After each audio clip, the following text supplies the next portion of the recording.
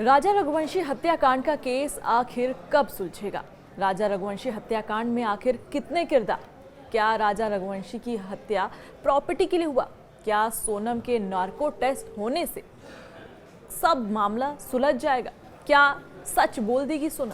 नमस्कार, मैं हूं जानवी जायसवाल। आप देख रहे हैं न्यूज़ 18 का डिजिटल प्लेटफॉर्म। इंदौर के ट्रांसपोर्ट कारोबारी राजा रघुवंशी की हत्या के मामले में पूछताछ से उनके परिजन संतुष्ट नहीं है। राजा के भाई विपिन को शंका है कि टैक्सी ड्राइवर झूठ बोल रहा है। इंदौर से गाजीपुर जाने के दौरान सोनम ने कुछ भी नहीं कहा। ऐसा हो नहीं सकता। हमें अभी तक समझ में नहीं आ रहा है कि आखिर राजा को मारने की वजह क्या हो सकती है। सोनम का नार्को टेस्ट कराने के लिए राजा के भाई सचिन ने कोर्ट का दरवाजा खटखटाने की बात कही है।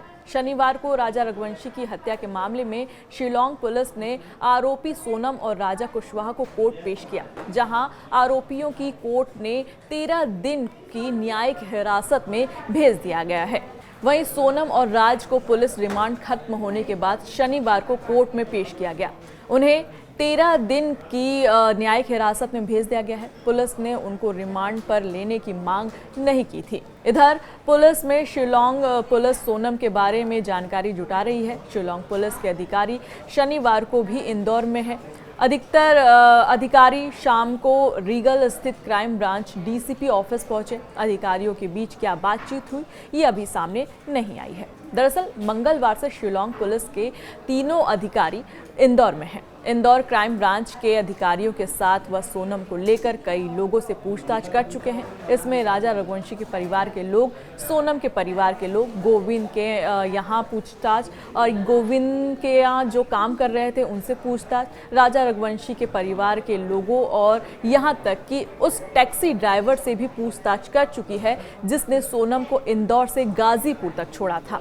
शनिवार को राजा के भाई विपिन रघुवंशी ने टैक्सी ड्राइवर पर झूठ बोलने का शंका जाहिर किया है। विपिन रघुवंशी ने कहा कि सोनम की मां भी कहीं न कहीं मिली है, उनकी भी गलती है। हमने इतने आरोप लगाए लेकिन उन्होंने किसी पर भी जवाब नहीं दिया। अगर वे सही होती तो आरोपों का जवाब जरूर देती। ये बात भी निकल करके आ रही है कि कहीं ना कहीं राज और सोनम जो एक सिमिलर कंपनी जो है वो संचालित कर रहे थे। क्या इस बारे में कुछ आप लोगों को भी आशंका है? देखिए, मेरे को अभी गोविंद के बच्चे फोन आया था 8 दिन पहले। उसने बताया था मुझे, बोले भैया इसमें सोनम और राज जो है दो ही ने मिलकर कंपनी जो है मैं पहले खोलने वाला था, जो मैंने खोल कर रखी थी, मगर उन लोगों ने उस कंपनी खोल चुके हैं।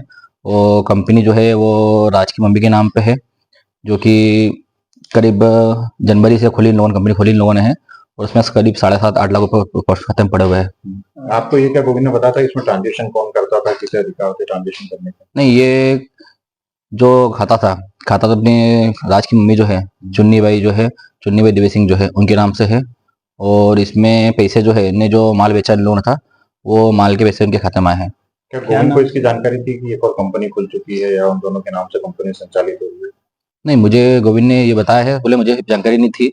हालांकि ये कंपनी जो थी मैंने होल्ड पे कर रखी थी, तो आगे अच्छा मुहूर्त देख के मैं खोलना चाहता था। बाकी इसके पहले इन लोगों ने खोल के इसको पैसे में खाता डालना शुरू कर दिया इन लोगों ने। क्या नाम से थी ये कंपनी का? कुछ नाम आपको पता हो? क्या नाम से लिस्ट थी कंपनी का? मुझे आइडिया इतना नहीं है, नाम मुझे याद नहीं उसका। अभी तक कुल कितने का ट्रांजैक्शन हो चुका होगा, आपको कुछ अंदाजा हो? उसमें करीब 7.5-8 लाख रुपए पड़े हुए खाते में। गोविंद को इसके बारे में पता था या देवी सिंह जी को? नहीं, गोविंद ने मुझे जानकारी खुद ने दी है।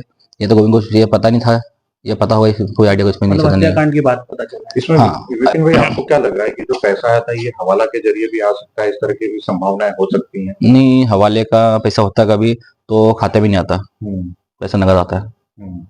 क्या हत्यारों को देने के लिए पैसा था, क्या था? देखिए, जितने ने प्लानिंग कर रखी थी इन लोगों ने, तो इन लोगों ने ये प्लानिंग करी होगी, तो उसमें तो पैसा पर्सनल अलग करते चले अपन, और बाद में पैसा का जिस पैसे को यूज करेंगे अपन किसी हथियार की, जो जैसे राजा के सुपड़ देने के लिए इन लोगों को जो करे था इन लोगों ने। आपको क्या शंका है इस पूरे पैसे को लेकर के, जो सोनम और राज के खातों से ट्रांजेक्शन हुए थे इस कंपनी से, उसको लेकर के कुछ शंका है क्या? देखिए, इसमें शंका को ये है, तो जिस प्रकार से इनने पैसे अलग खाता खोल के जो करा है कंपनी चलाने के हिसाब से, तो मुझे तो लग रहा है इसमें कहीं ना कहीं प्लानिंग इन लोगों ने पहले से करके रखी थी इस टाइप से। तो राजा के मानने हिसाब से तो पैसा जो खाते वाला पड़ा रहेगा तो उसको अपन बाद में यूज करेंगे।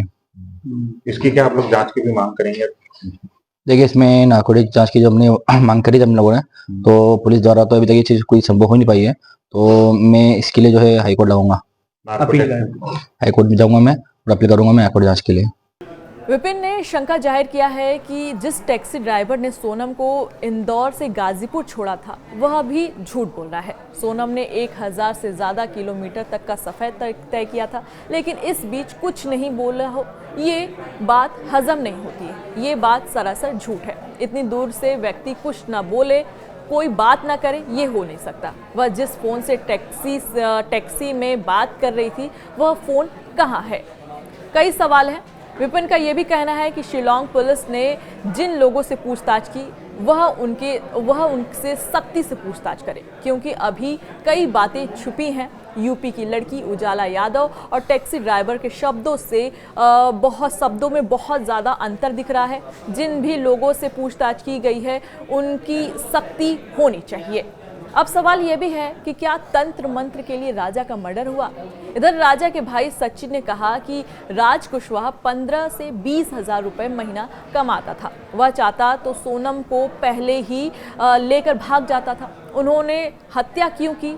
मैं नार्को टेस्ट की मांग करता हूँ, थक गया हूँ मांग करते करते। मुझे ये हजम नहीं हो रहा है कि उन्हें जेल भेज दिया गया है। अब नार्को टेस्ट के लिए जहां ज़रूरी होगी वहां हाई कोर्ट, सुप्रीम कोर्ट के तक मैं जाऊंगा। मैं हर जगह जाके दरवाज़ा खटखटाऊंगा, लेकिन नार्को टेस्ट की मांग जरूर करूंगा। राजा की हत्या करने का उद्देश्य समझ में नहीं आ रहा है। क्या उसको मारना ज़रूरी था? आरोपियों का मकसद क्या था? मुझे लगता है कि तंत्र मंत्र के लिए ऐसा किया गया है। शादी से लेकर राजा के शव ले जाने तक का क्या घटनाक्रम है, ये भी आपको बताते हैं। इंदौर में 11 मई को राजा रघुवंशी की सोनम के साथ शादी होती है। 12 मई को सोनम राजा के घर आई। चौथे दिन 15 मई को वह अपने मायके चली गई। 17 मई को राजा के साथ उज्जैन में एक शादी समारोह में शामिल हुई थी। इसके बाद 20 मई को राजा और सोनम अपने अपने घर से मेघालय जाने के लिए एयरपोर्ट के लिए निकल गए थे। 2 जून को राजा रघुवंशी का शव खाई में मिला। 3 जून को उसका पोस्टमार्टम हुआ, जिसमें यह पता चला कि राजा रघुवंशी का पेड़ काटने वाले हथियार से हत्या कर दी गई है। 4 जून को राजा का शव इंदौर स्थित उसके घर पर लाया गया। ये था अब तक का घटनाक्रम जो मैंने आपको समझाया। मुझे दीजिए इजाजत। नमस्कार।